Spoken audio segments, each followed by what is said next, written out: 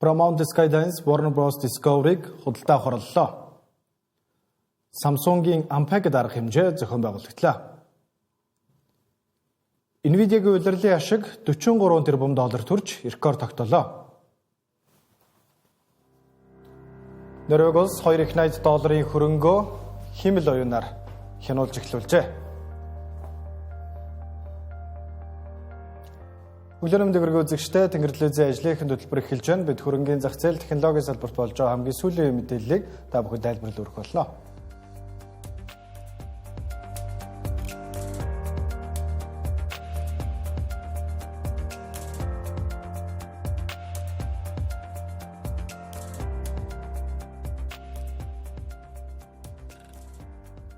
Хөтөлбөрийн эхний хэсэг та бүхэнд шуурхай мэдээллийг хүргэе. За хэдхэн цагийн өмнө медиа салбарын хамгийн том түүх үйлчлүүдийн нэг болох Warner Bros Discovery-г хэн эзэмших вэ гэдэг асуудал нэг тишээгээ шийдэгдлээ.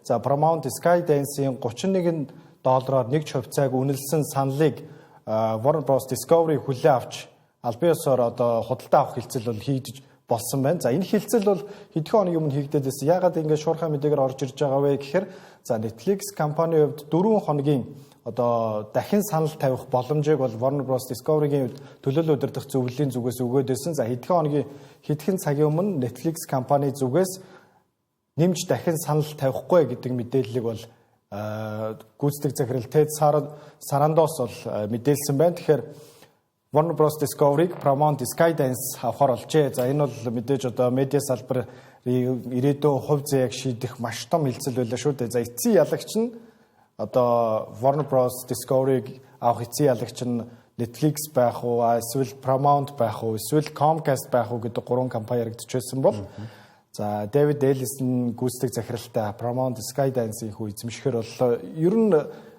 сүүлийн 4 сарын туршид л ярьж шүү дээ энэ асуудлын талаар тий. Тэгэхээр бид нар бас өмнөх нэвтрүүлгүүдээр яг энэ талаар нэлээд бас фокуслж ярьж ирсэн дээ. Яагаад тэгэхээр энэ өөрөө яг мэдээллийн үндсэндээ медиа салбарын хин одоо хамгийн том тоглогчдын нэг болох уу.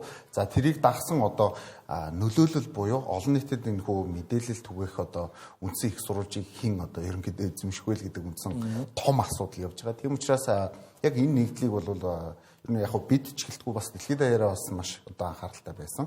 За ингээд Skydance-ийн хувьд бол ерөнхийдөө худалдаа авалтыг хийх болж байгаа гэдэг мэдээлэл бол одоо ер нь бол урд нь явж исэн тэр сценариогоос жоох эсрэг болчлоо гэж ойлгож байна. Урд нь бол Netflix-ийг бол Warner Bros-ыг худалдаж авах нь бараг тодорхой боллоо. Яагаад гэх юм бол илүү их боломжтой буюу цэвэр мөнгөний эргэлт бол өндөртэй байгаа компани авах боломжтой гэж яригдсан бол за эсрэгээрээ өнөөдрийн байдлаар бол Skydance Paramount ерөнхийдөө эзэмшихээр болж байгаа. За ингээд энэ дээр бол яг зүгээр хувь одоо үзэгчийн хувьас бол нэг зүйл дээр бол нэг жоохон сэтгэл дундуур байгаа. За Netflix дээр мэдээж хуучны тэр Warner Bros-ийн томхон бүтээлүүд те маш олон гоё цувралууд байдаг. Эдгээр одоо цувралууд бас орж ирэхгүй болж байгаа нь бол миний хувьд бол жоохон сэтгэл дундуур байна. Гэхдээ бусдаар бол яг энэ одоо бүх одоо мэдээлэл одоо Paramount одоо талдаа болж эхэлж байгаа нь бол илүү улс төрийн асуудал талаас нь нэлийн сонирхол татсан ийм үйл явдал боллоо гэж бол харж болохоор. За ер нь бол яг зүгээр энэхүү мэдээлэлээр бол тус компаниудын хувьцаануудын үнэлгээ бол бас нэлээдгүй хөдлөлөө. За өчигдөр буюу өнөөдөр өглөө Америк нэгдсэн улсын хөрөнгөний зах зээл хаагдах үед бол Warner Bros компани нэг ч хувьцаа бол за $28.8 $аар бол арилжаалагдчихсэн. За ингээд энэ ойролцоогоор $31 орчим худалдаж авна гэдэг одоо ерөнхий мэдээлэл гараад за ер нь бол одоогийнхан байгаагаас үйл ялыг жоохон дээшээ үнэлгээгээр бол зарагдах ийм нөхцөлтэй байна. За гэсэдээ чи ер нь бол бид нар өнгөрсөн 25 оны 4-р сарын 9-ний асуудлыг мэднэ. За нөгөө тарифын асуудалтай холбоотой бүх зах зээлүүд унжаахад Warner Bros компани ойролцоогоор $7 арилжаалагдчихсэн гэдгийг бол санах хэрэгтэй. За ингээд $31 хүртлээр энэ хугацаанд бол өссөн буюу одоо яг энэ хүү зарагдах асуудлаас болж маш хурдтайгаар дэше өссөн. За эхний одоо зарагдах мэдээлэл гарснаас хойшоо бол $11 орчим доллароос бол $31 төрнө гэдэг бол ойролцоогоор 3 дахин одоо өндөр үнэлгээнд хүрч зарагдж байна гэж бас харж болохоор байна. Тэгэхээр ер нь бол тус компани бас өөрсдийнх нь бодлого байсан бах нэг ч хувьцааны үнэлгээг аль болох нэмэгдүүлж өндрөөр зарах. За ингээд ер нь бол өнгөрсөн бас 11-р сард яг Netflix-ийн өгсөн санал бол тухайн үедээ бол яг хувьцааны ханшин дээр бол тулж исэн боловч өнөөдөр дахиад тэрнээс дээшлсэн байгаа нь маш сонирхолтой ийм л нөхцөл боллоо л да. За Netflix компанийн хувьд одоо ямар саналыг тавьсан бэ гэдгийг дахин нэг иргэн саная л да. Одоо Netflix компанийн хувьд бол Warner Bros Discovery-гийн нэг ч хувьцааны ханшиг $27.75 бол үнэлсэн байгаа. За үүнийхээ одоо $25 нь бол бэлэн мөнгөөр, за үлдсэн $275-ыг нь бол Netflix-ийн хувьцаатай тэнцэх хэмжээний хувьцааг бол олгоно гэдгийг бол хөрөнгө оруулагчдад бол санал болгосон тийм. За үүнтэй холбоотойгоор бол одоо тухайн үед тавьж исэн Paramount-ийн санал бол одоо Paramount-ийн тавьж байгаа санал нь $30 болж нэмэгдэж орж ирсэн тийм. Гэхдээ Warner Bros Discovery-гийн удирдах зүйл юу хэлж байсан бэ гэхээр Paramount-ийн санхүүгийн их үүсвэрт бол эргэлзэж байна гэдэг зүйлийг бол тухайн үед ярьж байлаа. За үүний дараачаар за Paramount Skydance-ийн одоо арт байдаг дэлхийн хамгийн чинэлэг эрхмүүдийн нэг болох Larry Ellison. Би бол одоо энд баталгаа өгнө гэдэг мэдээллүүд араараасаа гарч эхэлсэн тийм. За үүний дараачаар Америк нэгдсэн улсын ерөнхийлөгч Donald Trump Warner Bros Discovery-гийн эзэмшдэг CNN агентлагийг бол энэ хилцэлд заавал орох ёстой гэдэг яриануудаас явагдаж эхэлсэн.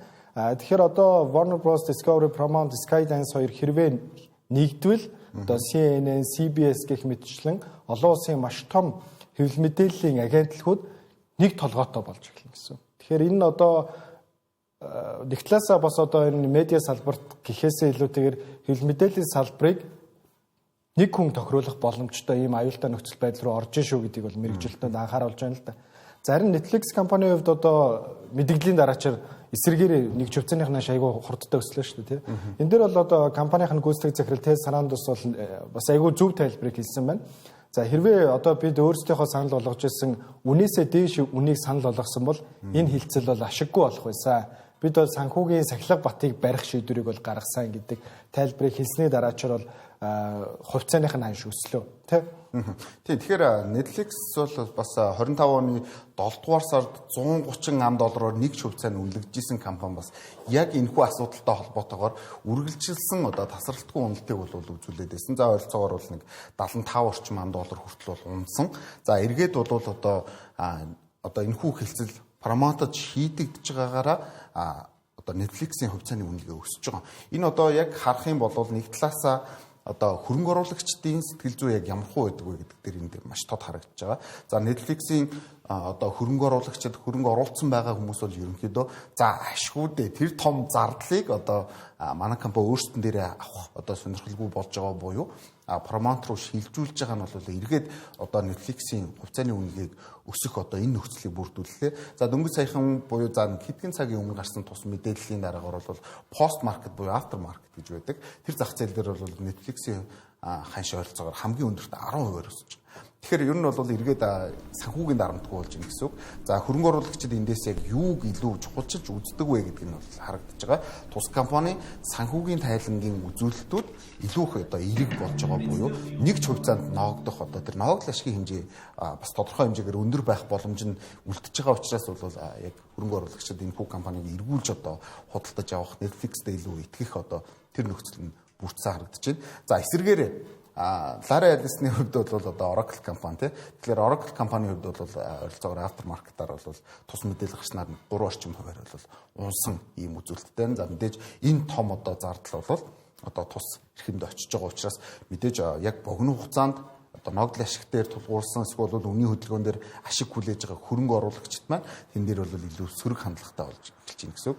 За яг энэхүү мэдээлэлээр бол Larry Ellison-ийн хувьд бол яг өөрийн equity-гээс бас 43 орчим биллион долларыг бол гаргана гэдэг ийм бас мэдээлэл явж байгаа. Тэр бол өөрөө маш том мэдээлэл л дээ. Арын даажин гэсэн үг. Арын даажин гэсэн үг тий.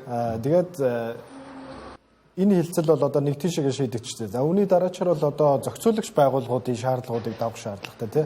За монополийн асуудал байна уугүй юу?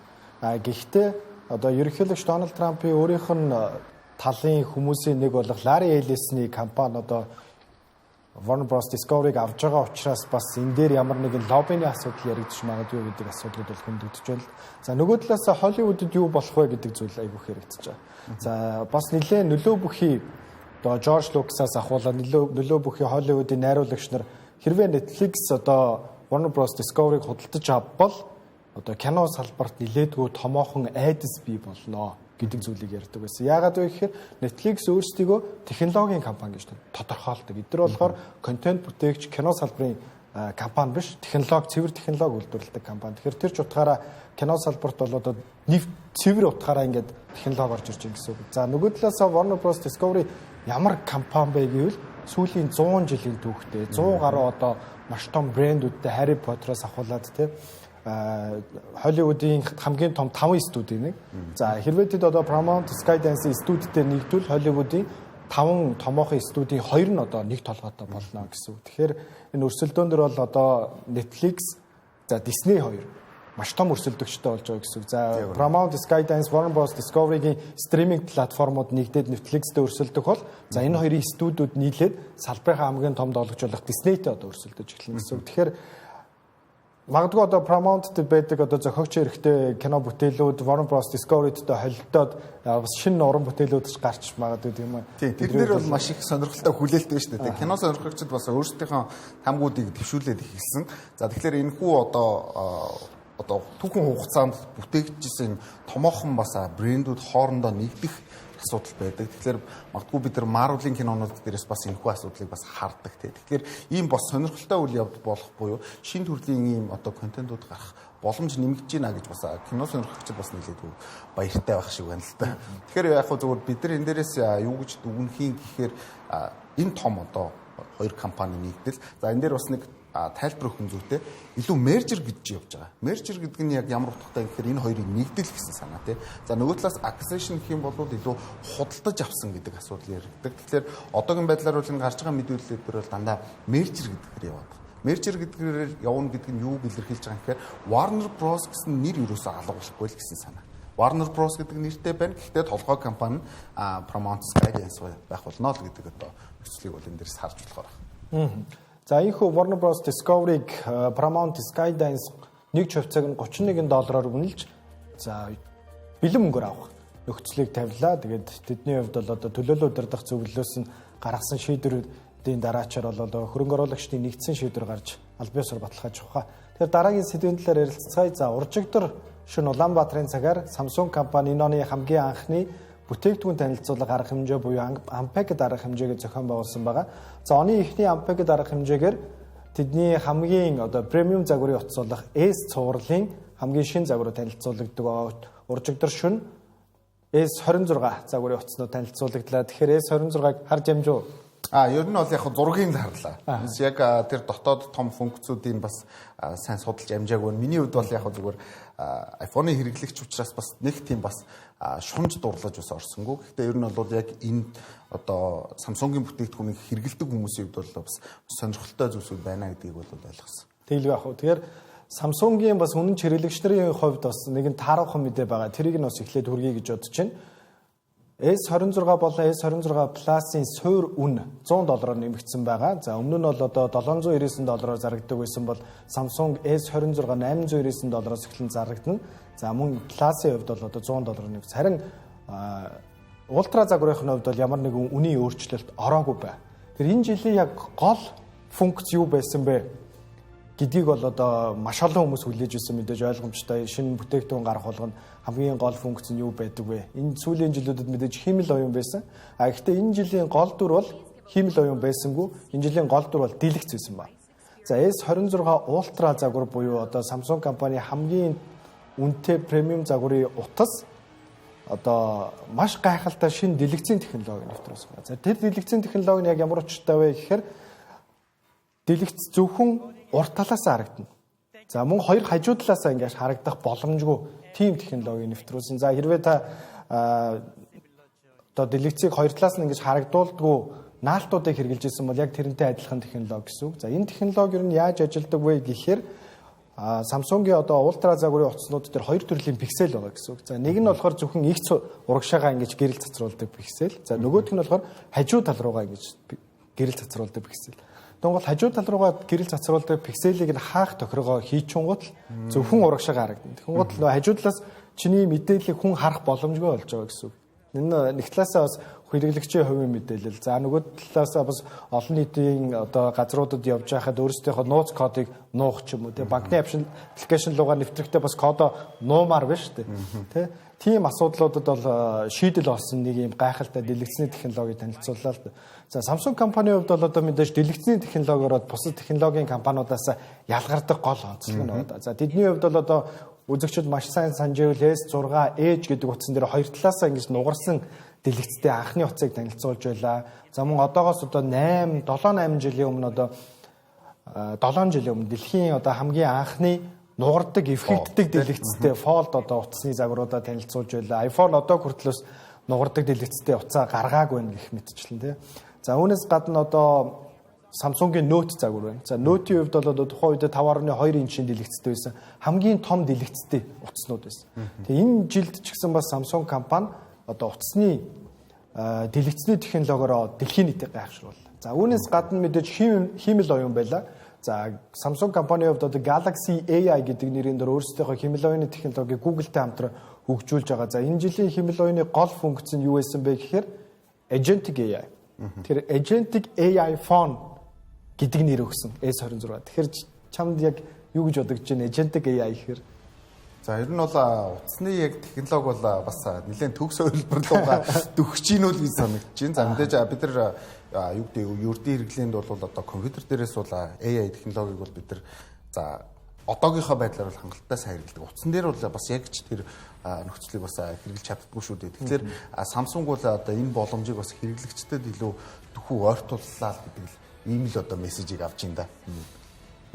За Agentic AI phone гэдэг нь яг юу хэлж байгаа вэ гэхээр за өмнөх одоо S25, S24 загварын утаснууд бол AI phone гэдэг байсан. За энэ бол agentic болоод ирэхээр юу болж байгаа вэ гэхээр бодит үйлдэл хийж чаддаг болж байгаа. Одоо жишээ нь энэ демо бичлэгэн дээр юу үзүүлсэн бэ гэхээр S26 загварын утасанд за надаа пицца захиалаад өгөө гэдэг команд өгөхөд пиццаны аппликейшн руу ороод чиний өмнөх чат руу ороод тэр чатн дээрээс нь чи ямар төрлийн пицца сонирхож байгаа хаанаас пицца гэж захиалах хаягч чам зөвхөн бүх юм мэдээллүүдийг чинь бэлтгээд зөвшөөрөх баталгаажуулах товч дарах тийм л ажил хий. Тэрнээс өмнөх бүх ажлуудыг утас чинь өөрөө хийдэг болж байгаа гэсэн. За энэ бол одоо өмнө нь одоо хэмэл оюуны функцүүд бол зөвхөн нэг зураг янзлах, текст хөрвүүлэх ямар нэг юм ингэж одоо хэлбэрийг нь өөрчилж чаддаг байсан бол одоогоос жинхнээсээ бодит үйлдэл хийж чаддаг болж байгаа гэсэн. За энэ бол энэ дээр одоо яг технологийн хоёр ухаалаг утас үйлдвэрлэгч компаниудын гол өрсөлдөөн гарч ирж байгаа. Apple болон Samsung. За Apple-ийн хувьд бол одоо 2 жилийн өмнө Apple Intelligence гэдэг нэртэйгээр үүнтэй яг ижилхэн функцийг зах зээл дээр танилцуулсан маркетинг танилцуулга байсан байхгүй. Гэтэ одоо хүртэл хэрэглээд нэвтрээгүй байгаа.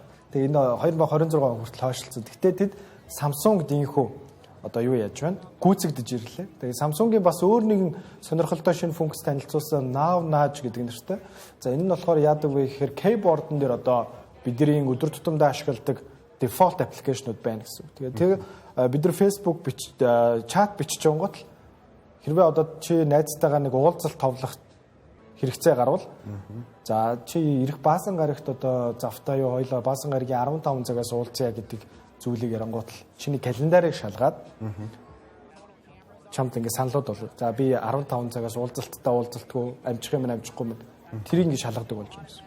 Аппликейшн хоорондын зүйлсүүдийг тэр Agentic AI хийдэг болж байгаа гэсэн. Ийм сонирхолтой шинэ функцүүдийг танилцууллаа. За үнийн хувьд ер нь бол одоо Samsung компани өмнөх жилүүдэд хэрхэн яаж үнэ нэмэгдүүлжсэн бэ гэхээр хэд хэдэн шалтгааны улмаас одоо үнэ нэмэгдүүлжсэн. За энэ ганцхан одоо эдийн засгийн асуудал, инфляц гэхээс илүүтэйгээр ихэвчлэн технологитой холбоотой асуудлууд байсан байна. За энэ жилийн хувьд одоо яагаад үн нэмэгдэх болсон бэ гэхээр санахойн чипний асуудлыг бол гол төлөв ярьлаа шүү дээ. Тэгэхээр санахойн чипний хомсдолд орж байгаа улмаас энэ жилийн шинээр гарч байгаа ухаалаг утаснууд 6.7%-аар үнэ нэмэх магадлалтай байна. За хамгийн ихэнд танилцуулагддаг S загварын утаснууд бол ийхүү $100-оор бол үнэ нэмж ин л да. Тэгэхээр санахойн чипний асуудал ер нь яагаад ийм том асуудал болоо гэж байна. Билгүй яах вэ? Тэгэхээр дэлхий дээр одоо яг энэ санахойн чипний шортеж гэж хэлж байгаа буюу хомсдолд орж байгаа. За энэ бол бүр яг ингээд урд нь хүлээж исэн тэр хүлээлтүүдээс ялтчгүй өөр болж орж ирсэн, маш хүчтэй болж орж ирсэн. Юутай холбоотой юм гэхээр мэдээж AI технологиг хөгжүүлэхэд бол бид нар урд нь зөвхөн тэр видеокартны асуудал дээр л санаа тавьдаг байсан болохоос биш видеокартын дотор байгаа тэрхүү одоо санахой гэж хэлээд байгаа RAM тий. RAM-ны асуудлыг ерөөсөө тооцдоггүй байлаа л да. Тэгэхэд одоо яг AI хөгжүүлэлтийн хэрээр хэрээр те яг тэр рамнуудын оролцоо их болж байна. Тэр оролцоо нь их болонгууд нөгөө хэрэгэлдэг байсан ганц хэрэгэлдэг байсан одоо компьютер ч юм уу хэрэгэлдэг байсан бүтээгдэхүүн ч олон бараа бүтээгдэхүүнүүд рүү хуваагдаад ирэхээр үйлдвэрлэлийн процесс гол нь үнийг дагж одоо гүйцэж амжихаа болж эхэлж байна. За тэгэнгүүт яг энэ дээр одоо технологи хөгжүүлдэг одоо ялангуяа солонгосын компаниуд бол маш одоо эрэлттэй болж ирсэн. За үүн дээр зүгээр жишээ дурдах юм бол өнгөрсөн 25 оны за нөгөө 4 сарын 9-ний тий томоохон уналтын дараагаар бол одоо жишээ нь Hynix компани бол ойролцоогоор нэг 165 мянган одоо воноор ерөнхийдөө арилжаалагддаг байсан хувьцааны ханш өнөөдөр 1 сая 100 мянгаар одоо арилжаалагдаж эхэлж байгаа буюу энэ хугацаанд бол маш хурдцтайгаар жил хүрэхгүй хугацаанд бол ойролцоогоор ерөнхийдөө 8 дахин ерөнхийдөө томорж байгаа ийм нөхцөлийг харж байна. За Samsung компани өөрсдөө бас энэ дээр маш том оролцоотой рамны. За ингээд SanDisk ч гэдэг юм уу томоохон компаниуд бол ерөнхийдөө бас маш хурдцтайгаар бол яг энэхүү зах зээлийн үнэлгээний хувьд бол өсөд байна л да. Тэгэхээр энэ бол ер нь бас тийм ч олон хүний бас таамаглаж исэн зүйл бол ерөөсөө биш байгаа. Тэгээд хамгийн гол асуудал үүн дээр хэрвээ одоо тэгвэл өнөөдрөөс хоошоогоо эдгээр компаниудын үнэлгээ өсөх үү гэдэг асуулт тавих юм бол энэ бол бараг тийм гэдэггүйгээр хариулагдахаар байгаа. Яагаад тэгэхээр яг одоогоор эдгээр компаниуд бол өөрсдийнхөө тэрхүү одоо үйлдвэрлэлийнхаа процессыг нэмэгдүүлэх боломж байхгүй байна гэдгээр бүгд хэлчихэж байгаа. За ингээ 26-аас 27 оны хувьд бол мэдээж бид нар үйлдвэрлэлийн процессыг нэмэгдүүлэн буюу рама илүү ихээр үйлдвэрлэнэ. Гэсэн хэдий ч яг өнөөдрийн нөхцөл бол тийм одоо таатай биш буюу зах зээл дээр тэрхүү хомсдол хിവэрэ бий байгаа гэдгийг бол харуулчих чана. Тэгэхээр бол надад бол илүүтэйгээр нөгөө зах зээл талаасаа илүү их сонирхолтой болж эхэлж байгаа гэсэн үг. Эдгээр компаниудыг бид нар ер нь бол байнгын ойрхон дагаж явах одоо шаардлагатай болж эхэлж байгаа гэсэн үг. За үүний гол асуудал нь мэдээж хэмэл оюун байгаа тийм. Одоо хэмэл оюуны одоо тооцоолох системүүдэд маш олон тооны санах ухааны чипнүүд ашиглагдаж эхэлснээс хойш одоо дэлхийн нийтээр 2026 бол 2027 онд за 2028 оны ихэнх хүртэл бол үргэлжилнэ гэдэг зарим шинжээчид бол хэлж байгаа. Санах ухааны чипний хомсдолд орохоор байна. За үүнтэй холбоотойгоор одоо санах ухааны чип ашигладаг за ухаалаг гар утас, за суурин компьютер, за мөн зөөврийн компьютер гэх мэтчлэн төхөөрөмжүүдэд бол үнийн нэмэгдэл бол орж ирнэ гэдэг бол таамаглаж байгаа. За Counterpoint-ийн одоо хийсэн судалгаагаар бол энэ жилийн танилцуулагдсан утаснуудын хувьд бол 6-аас 7% үнэ нэмнэ. Тэгэхээр хамгийн ихэнд танилцуулагдж байгаа Samsung-ийн хувьд бол одоо мэдээж зах зээлийн хамгийн том тоглогчдын нэг ямар нэгэн судалгаанд үндэслэхгүйгээр үнэ нэмнэ гэдэг асуудал бол байхгүй. Тэгэхээр Samsung-ыг дагаад энэ жил жишнээр танилцуулагдж байгаа ухаалаг утаснуудын суурь нь дагаад нэмэгдэх магадлал маш өндөр. Ялангуяа одоо манай монголчуудын нийт хэрэглээний 45% орчим хувийг эзэлдэг iPhone-ийн хувьд бас энэ жил бас үнэ нэмж магадгүй асуудалтай. За iPhone-ийн хувьд одоо өнгөрсөн жилийн хувьд iPhone 17-гийн хувьд бол одоо тарифын асуудлаас болж үнэ нэмж магадгүй гэдэг асуудлууд яригдж байсан. Гэхдээ нэмэгдээгүй. Харин энэ жилийн хувьд одоо санах ухааны чипний асуудлаас болж үнэ нэмж магадгүй тийм асуудалтай тулгараад байна л да. Тэгээд Samsung компанийн хувьд одоо өмнө нь хэд хэд удаас үнэ нэмж байсан. За тэр нь болохоор одоо 2019 онд $100 бол үнэ нэмж байсан. Тэр нь болохоор дэлгэцээ солиод за Dynamic AMOLED гэдэг дэлгэцтэй болж исэн юм байна. За 2020 онд одоо $100 мөн нэмж энэ 5G-тэй холбоотой. За харин эсрэгээр 2021 онд буюу S21 гарахад бол $200-аар үнэ бууруулж ирсэн. За харин S24 загварын утас дээр ультра дээр болохоор $100-аар үнэ нэмж ирсэн. Энэ титан загварын титан металл ашигладаг болсонтой холбоотойгоор бол үнэ нэмж байлаа. Тэгэхээр ер нь технологийн компаниудын хувьд ялангуяа ухаалаг гар утас, MacBook, зөөврийн компьютерууд $1000 байна гэдэг нь өөрөө уг нь бол хямдхан. Яагаад вэ гэхээр энэ дээр одоо эдийн засгийн хамгийн том ойлголтуудын нэг болох scale of economy гэдэг ойлголт гарч ирж байгаа. Бүтээгдэхүүний тоо өсөх тусам зардал хямдардаг, үн хямдардаг. Тэр ч утгаараа бас технологийн компаниуд хэдэн 100 сая ширхэг утсыг бас жилдээ зарж чаддаг учраас бас үн ийм хямдхан байгаа гэж хэлж болно. Гэхдээ ямар нэгэн чипний хомслыг бол одоогийн байдлаар тооцоолоогүй байгаа учраас ийхүү үн нэмэгдэж байна.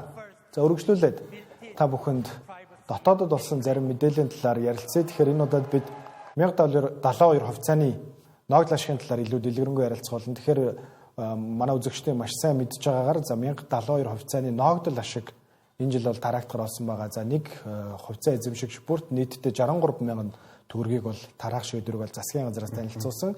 Тэгэхээр ер нь энэ эдийн засгт хэрхэн яаж нөлөөлд юм бэ? Өмнө нь хэрхэн яаж нөлөөлж ирсэн юм бэ гэдэг зүйлийн талаар ярилцъя л да. За Эрдэнэс 5-7 ээлжид одоо ногдол ашгаа тараах гэж байна. Өмнөх жилүүдэд бас инфляц ямар байхад ногдол ашгаа тарааж байв. Тэр нь бас манай эдийн засгт ер нь хэрхэн яаж нөлөөлж ирсэн байна? Хэлгүй яг. Тэгэхээр бид нар яг инфляцийн асуудлыг ярихад бол яг тухайн орны зарцуулалтыг ярих шаардлагатай болно. Тэгэхээр зарцуулалт өөрөө одоо хэрэглээний за хувийн компаниудын за ингээд засгийн газрын гэдэг одоо англиар бол хуваагдж идэг. За тэгэнгүүт ер нь бол одооний энэ нөхцөлд юу юм гэхээр зах зээл рүү илүү их одоо мөнгөн хөрөнгийг нэмж өгж байгаа л асуудал болж байгаа гэсэн үг. Шууд харагдана гэдэг нь. Ер нь бол шууд хараасан мөнгө бол инфляцид тодорхой хуваар бол зайлшгүй нөлөөлөл орох хэвээр. За ер нь бол яг манай Монголын нөхцөлд энэ хүн нөхцөл хэрхэн явж ийсийн талаар хэдлээ ярилцах юм бол одоо 2024 онд бол энэ сүүл хэсэг дээр бол маш хүчтэй нэмэгдсэн одоо мэдрэгдсэн. 2024 оны 12 дугаар сард одоо тус компани ногдол ашиг одоо 130 мянгаыг ямар ч гэсэн эхний удаад нэг удаагаар өгөөд за ингээд 100 мянгаар одоо 2 удаагийн ногдол ашиг хэлбэрээр тараагдсан байж байгаа. Тэгэхээр энэ нэг ч одоо хүнд очиж байгаа яг тэрхүү одоо хэмжээ бол ойролцоогоор 350 орчим мянган төгрөг бол гэж тооцож байгаа. За мэдээж хүмүүс яг өөрсдөө эзэмшиж байгаа хувьцааны тоошрогоос хамаарат бол нөлөөлөл нь жоохон илбэлцэлтэй байсан. За ингээд энэний нөлөөлөл бол яг Монгол улсад мэдрэгдсэн. За яаж мэдрэгдсэн гэхээр өнгөрсөн одоо 24 оны сүүл саруудад инфляцийн түвшин бол 9.6% болтлоо бол нэмэгдсэн байдаг. За тэгэхээр 9.6% дээр явж байгаа тэрхүү инфляцийг мэдээж Төв банк хязгаарлахын тулд өөрсдийн бодлогыг бол илүү хатууруулах чиглэл рүү бол шилжүүлэхээс өөр аргагүй байсан. За яг хөө зүгээр дан ганц одоо юу гэдэг энэ хүн ногдол ашигаас болоод ингээ инфляц нэмэгдсэн гэж тайлбарлах нь өрөөсгөлж гисэн энэний хамгийн том хүчин зүйлүүдийн нэгэ гэхэд бол зайлшгүй мөн л дөө. Тэгэхээр яг энэ нөхцөлд бол Монголын одоо Төв банкнаас гаргаж байгаа тэрхүү бодлогын хүү 10 орчим хувьтай байсан бол 3 дугаар сараас нь зайлшгүйгээр энэхүү үзүүлэлтийг бол 12% руу очиулах одоо шаардлагад хүрсэн байж байгаа. За үүнээс гадна банкнуудын заавал байлгах ёстой нөөц. За үүнийг бол нэмэгдүүлж эхэлсэн. За дахиад одоо хүртэл биднэрт бас тэрхүү нөлөөлөл нь явж байгаа буюу одоо үр ашигын одоо харьцаа гэдэг үзүүлэлт байдаг. За тэрхүү харьцаа үзүүлэлт бол бас эргээд буурж байгаа буюу нэг хүний зээлжих хэрэг ерөнхийдөө багасч чинь гэдэг санаа гэсэн. Тэгэхээр ерөн зах зээл дээр яг уу ингэж шууд мөнгөн байдлаар өгж байгаа нь бол мэдээж одоо бодлого хэрэгжүүлж явж байгаа байгууллагуудад бол маш хүн дээр тусдаг. За үүнийг нь зохицуулахын тулд бол дата мэдээлэл дээр тулгуурлаад за Төв банкуд замаггүй сангийн яамны оролцоод бол энийг бол илүү тогтворжуулахын тулд бол зайлшгүй нөгөө бодлогоо хэрэгжүүлж эхэлнэ. Тэр нь илүү одоо нийтээрээ биднэрт бол одоо мөнгөний хатуу бодлого руу шилжиж байгаа буюу за ямарваа нэгэн бизнес хийх гэдэг юм. Эсвэл хөрөнгө оруулалт хийхэд бол илүү одоо эрсдэл нэмэгдэж байгаа ийм л нөхцөл юм гэсэн. Тэгэхээр яг хөө нэг талаасаа харахад бол Монгол улсын одоо эзэмшиж байгаа компани шигтэй ажиллаад энийг бол ард иргэддээ тарааж байгаа нь бол зөв боловч нөгөө талдаа бол эдийн засгийг бас ингэж хөндрүүлэх нөхцөл рүү бас түлхчийдэг нь бол ялцчгүй одоо тоон дата мэдээллээс бол харагдчихэ. Тэгэхээр бид нар яг хамгийн сүүлийн тэрхүү одоо ногдол ашиг тараалтан дээр л дүгнж ярьж байгаа. Тэгэхээр одоогийн яг ногдол ашиг тараалт бол нэг 63 орчим мянган төгрөг баг шиг байна. Тэгэхээр энэ бол яг одоо өмнөхтэй харьцуулахад бол шууд тийм хүчтэй нөлөөлөл бас харуулахгүй ч гэсэндээ ер нь бол урт хугацаанд энэ мөнгөний хэмжээг нэмж байгаа л асуудал.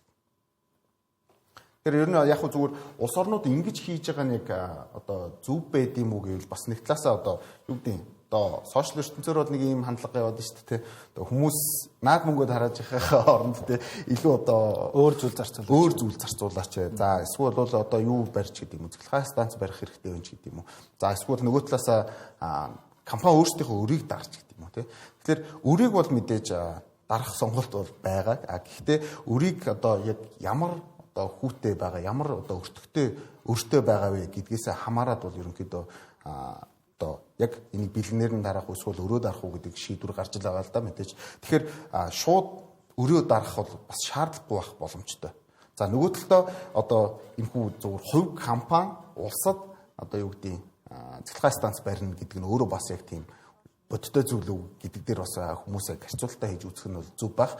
За мэдээж яг улсын компани учраас шууд ингээд цахилгаан станц болгох нь бол зүйтэй гэж байгаа хүмүүс бол байгаа. Гэхдээ эн чинь компани хийдэг зүйл биш гэдгийг айгуу сайн ойлгох хэрэгтэй. Тийм учраас ногдол ашигт харааж байгаа гэдгийг бол бид нар одоо авч хэрглэж байгаа хүмүүс бол за мэдээж бол урт хугацаанд багч гисэн хэмжээгээр бол инфляцид нөлөөлөх нь хэрвээ энэ хүчтэйгээр нөлөөлөл орж ирэх юм бол улам нөгөө мөнгөний хатуу бодлого руу шилжсэн хэвээрэл байх болно гэж одоо мэдээллийг нөхөх нь бол ойлгох нь бол зүйтэй.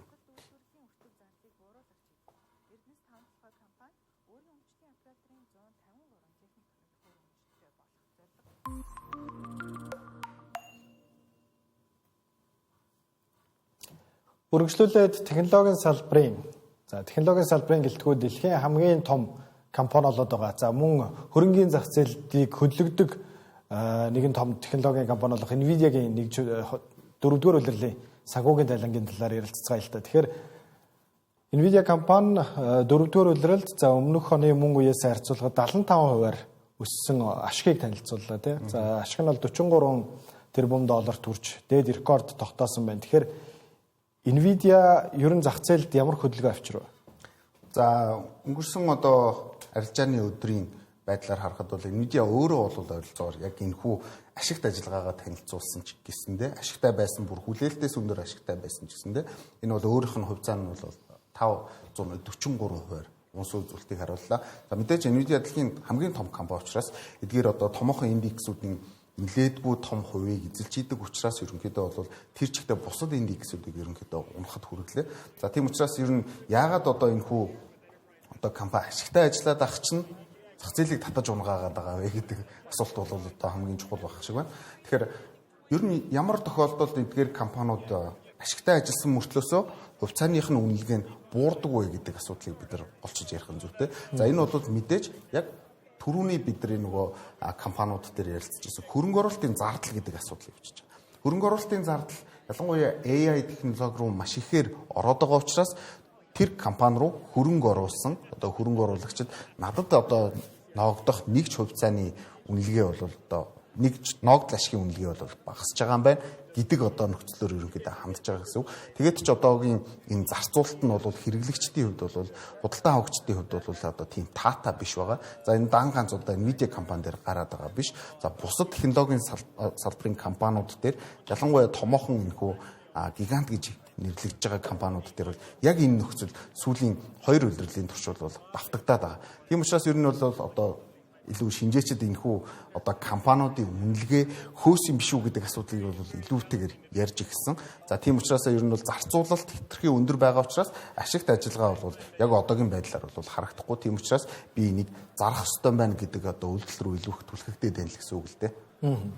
За үүнээс гадна одоо Nvidia компанитай холбоотой чипний компаниудын нэг хувьцааны анш. За мөн технологийн компаниудын одоо байрладаг Nasdaq индексийн хувьд бол одоо баг зэргийн уналттай байлаа. Тэгэхээр энэ дээр хөрөнгө оруулагчид хэд хэдэн зүйл дээр анхаарлаа хандуулж байгаа. За хамгийн ихнийх нь нийлүүлэлтийн хязгаарлалт буюу за RAM-ны хомсдол дээр бол гол анхаарлаа хандуулж байна. За түрүү хэлсэнчлэн Himalayan-ы график карт чипүүдийг үйлдвэрлэхэд бол гол ашиглагддаг түүхийдүүдийн нэг нь бол RAM өөрөө бол одоо санахойн чип тий.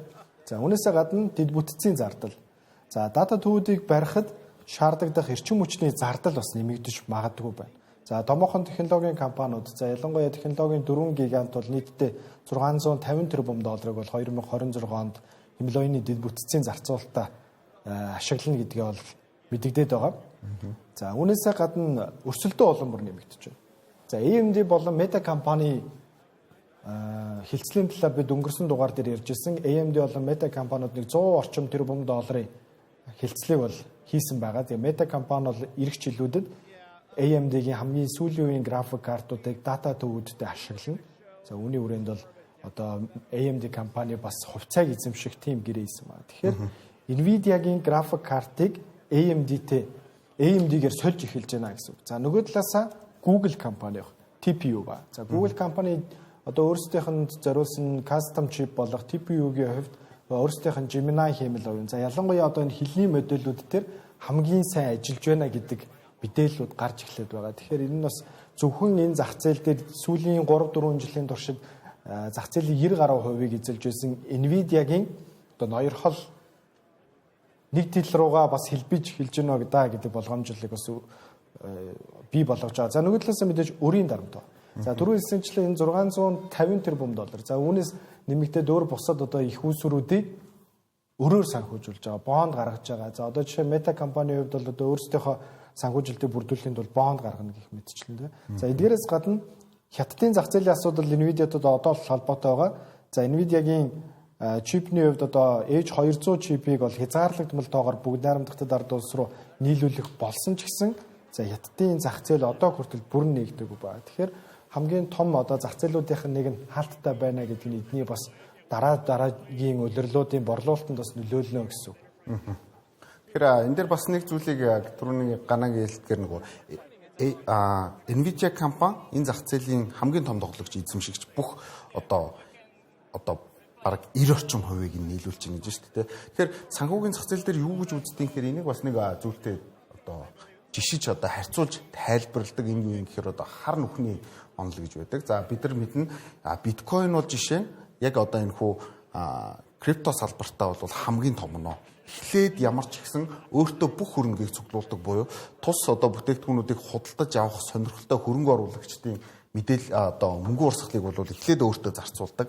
Дараа нь өөрөөсөө бусад адилхан одоо тэрхүү бүтээгдэхүүнүүд рүү одоо зарцуулдаг буюу хар нүх томорсоор байгаа дэлбэрдэг гэдэг одоо нөгөө теори байгаа. Тэгэхээр энэ теоритой адилтгаж үздэг буюу хар нүхний задрал явах боломж бас Nvidia компани дээр байна уу гэдгийг бас шинжиж тодорхойлоод байна л да. Тэгэхээр мэдээж өрсөлдөгч компаниуд болох за AMD ч юм уу бусад одоо чип үйлдвэрлэгчдийн хувьд бол магадгүй одоо 26 онд бол энэ хүү зах зээлийн үнэлгээн дээр бас өсөлт авах боломжууд бас бий болох магадaltaй гэдгийг бол үн дээр бол нэмж хэлмээр.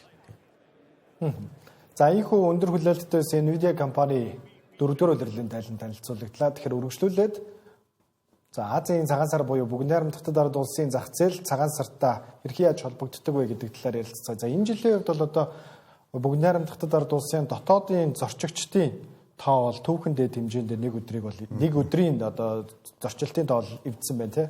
За эдгээрээс гадна одоо худалдан авалтууд рекорд тогтоосон байна. Ер нь зах зээлийг нийтэд нь харахад эдийн засагт цагаан сарын энэ удаагийн цагаан сар хэрхэн яаж нөлөөсөн? Энэ удаагийн цагаан сар бол одоо хятад улсын хувьд бол нэлээд бас яг хүлээж исэн хүлээлт рүү бас нэлээд өгсөн гэж одоо тайлбарлаад байгаа. Ягаад өгсөн гэж хэлээд байгаа юм гэхээр яг бас хүрээгүй тий.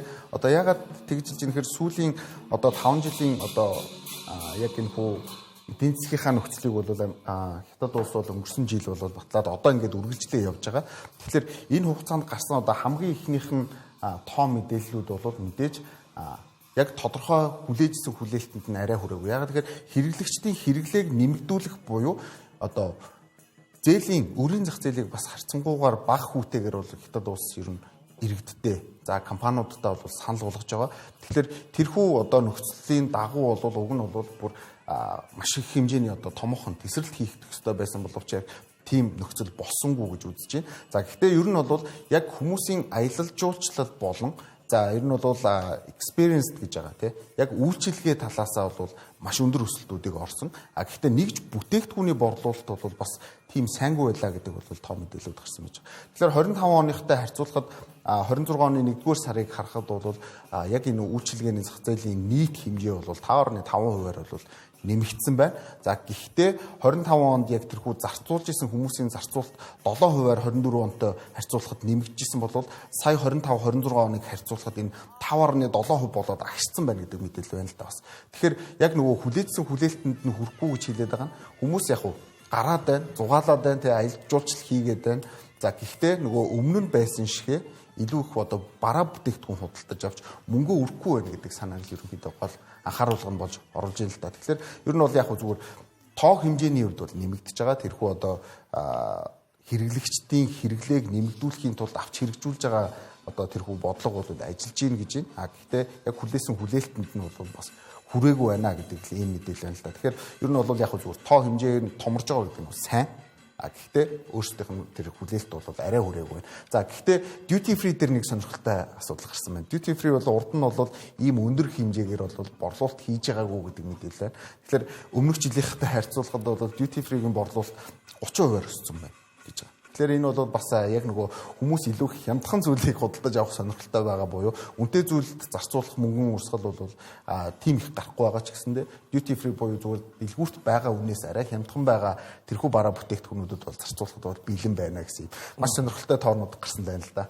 Тэгэхээр үргэлжлүүлээд биткойны талаар ярилцгаая. Тэгэхээр $63,000 түрээд исэн биткойн буцаад $70,000 руу мацаж эхэллээ гэж хэлэхэд болно. Яг одоогийн байдлаар $67,400 дээр бол нэгж биткойны анш бол арилжаалагдаж байгаа. Тэгэхээр биткойн 60,000 уу 70,000 уу? Хөрөнгө оруулагчид юу гэж харж байна? За яг энэ 7 хоногийн хувьд бол бас нэлээд савлгатай 7 хоног боллоо. 7 хоногийн ихээр бол 62,000 хүртлээ бол одоо унж үзүүлсэн болвол за одоо өнгөрсөн өчигдрийн ч юм уу байдлаар болохоор ингээд 70,000-ыг бас шүргэж байна. Маш одоо хэлбэлцэл байгааг бол эндээс харж болно. Тэгээд яг зүгээр энэ дээр нэг ийм тоон судалгаануудыг бас юуны хөрөнгө оруулалтын компаниуд гаргасан байгаа нь юу юм гэхээр энэ жилийн биткойны уналт одоо өмнөх тэр уналтуудаас ялгаатай байх нэ гэдгийг бас гаргаж ирж байгаа. Яагаад тэгэхээр энэ жил ямар өөрчлөлттэй болсон гэхээр биткойн гэдэг бүтээгдэхүүн бол өөрийн гэсэн ETF-тэй болсон. ETF гэдэг нь болохоор тухайн одоо биткойныг дагсан яг адилхан юм бүтээгдэхүүн өөр одоо хөрөнгө оруулалтын сангуудын гаргасан ийм бүтээгдэхүүнүүд байна гэсэн үг. Тэгэхээр тэрний сонирхол нэмэгдээд ахаар буюу ер нь бол хувьцаа олгочихж байна гэсэн үг шүү дээ тий. Тэр сонирхол нэмэгдээд ахаар үндсэн үн бас тийм хурдтайгаар унахгүй байна гэж тайлбарлаад байна. Тэгэхээр 60-аас 70,000-ын хооронд байгаа одоогийн байгаа биткойныг юу тогтоогоод байна гэхээр ETF-ийн худалдаа авалтууд нэмэгдээд байгаа учраас биткойн одоо 50 руу орчихгүй байна гэдэг тайлбарлал өгч юм л да. Тийм учраас нөгөө өмнөх уналтууд бол яадаг байсан гэхээр дан ганц одоо зөвхөн яг энэ криптогоороо байгаад унжижсэн бол одоо криптон хажуу талдаа ETF гэдэг бүтээгдэхүүнтэй болохоор тэрийг нь хүмүүс худалдаж аваад яг үндсэн үнийг бас унгаахгүй байна гэдгийг л тайлбар явуулж байгаа. Тэгэхээр мэдээж өмнөх одоо биткойны уналтууд бол маш хүчтэй ч гэдэг юм уу ийм уналтуудыг болдгийг бол бид нар мэднэ. Тэгээд энэ жилийнх өөр нь юу юм гэхээр ETF-тэй болсон учраас тэр нөгөө ETF-ийг худалдаж аваад байгаа учраас хүмүүс тэр нь нэмэгдчихээр үндсэн үнийг унгаахгүй байна буюу тийм хүчтэй том уналт бас байхгүй юм шүү гэдэг бас мэдээллүүд л явж ийн л да. Гэхдээ яг хөө энэ дээр бол мэдээж санхүүгийн зах зээл өөрөө маш эрсдэлтэй гэдгийг ойлгох хэрэгтэй. Бид нар ямарваа нэгэн байдлаар бас энэ хүү өгж байгаа мэдээллүүд дээрээ бол та бүхэн мэдээлэл өгж байгаа болохоос биш тодорхой хэмжээгээр худалдаа авах ч гэдэг юм уу тэр саналыг өгөө гэдгийг бол маш сайн ойлгох хэрэгтэй.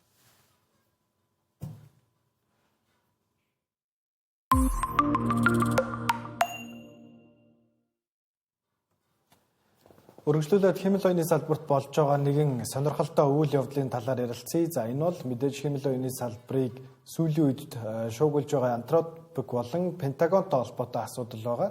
За Anthropic компанийн хувьд бол одоо бусад хэмэл оюуны компаниудаас юугаараа ялгардаг вэ гэхээр тэдний хэмэл оюуны загварууд үндсэн хуультай буюу за энэ хэмэл оюуныг ийм зүйлүүдийг ашиглахад зөвшөөрнө, ийм зүйлүүдийг ашиглахад зөвшөөрөхгүй гэдэг ийм үндсэн хууль байдаг. Тэр үндсэн хуулийнхын дагуул тэдний одоо cloud нэртэй хэмэл оюуны загварыг бол ашиглаж болдгоо гэсэн. За Пентагоны зүгээс сүүлийн 2 сарын хугацаанд Anthropic стартапууд шахалт үзүүлж эхэлсэн байна. За 2 сарын хугацаанд тэд өөрсдийнхөө хэмэл оюуны хязгаарлалтыг байхгүй болгочихоо, зөөлрүүлчихээ гэдэг шахалтыг өгж эхэлсэн. За харин эсрэгээр Anthropic-ийн зүгээс энийг бол хүлээн зөвшөөрөхгүй байна. За хэмэл оюун гэдэг технологи бол өөрөө маш өндөр эрсдэлтэй. Хүндрэлтэн бид нар өөрсдийгөө энэ технологиос хамгаалах хэрэгтэй гэдэг байр суурин дээр одоо болтол бат зогссоор байна. За өнгөрсөн мегмар гарагт энэ хоёр байгууллагын зүгээс уулзалт болсон. За уулзалтын үр дүн нилээдгүй ширүүн болсон гэдэг хэвлэлүүд бол онцолж байгаа. За үүний дараачаар нэгэн мэдээлэл гарсан байгаа нь Пентагоны хувьд за Вашингтоны цагаар баасан гарагийн 17 цаг тэг 1 минут хүртэл буюу за энэ 7 хоногийн ажлын цаг дуусахаас өмнө энийгээ зөөлрүүлэхгүй бол за Пентагоны одоо бараг хар жагсаалт гэж хэлж болно хязгаарлалтанд орно гэсэн үг. Тэгэхээр Пентагоны хязгаарлалтанд Anthropic стартап орохоор юу болох вэ гэхээр за Пентагон болон за аюулгүй байдал батлан хамгаалах салбартаа хамтарч ажилладаг компаниуд Anthropic-ийн хэмэл оюуны технологиг ашиглах боломжгүй боллоо гэсэн. Нөгөө талаасаа одоо эдний хамгийн гол хэрэглэгч нарын нэг нь Palantir байдаг. Батлан хамгаалах салбарын хамгийн том технологи үйлдвэрлэгч нарын нэг те. Тэгэхээр Palantir Anthropic-ийн хэмэл оюуныг ашиглаж чадхаа болно гэсэн. За Пентагоны хэвлэлээс өгсөн бас нэг юм сонирхолтой зүйл бас олон улсын хэвлэлийнхний анхаарлыг нэлээд татж байна л да. За Пентагоны зүгээс Anthropic стартапын гүйцэтгэх захирал Дарио Амадо уцаар ирсэн байна. За уцаар ирсэн чинь за хэрвээ Америк нэгдсэн улсыг чиглээд цөмийн бөмбөг ирвэл та яах вэ? Энийгээ зөөлрүүлэх үү зөвшөөр одоо хязгаарлалтаа үгүй болгох уу гэж асуусан чинь хэрвээ тийм юм болвол одоо надруу залгаараа гэдэг нэг юм шоглсон байдалтайгаар хариу өгсөн.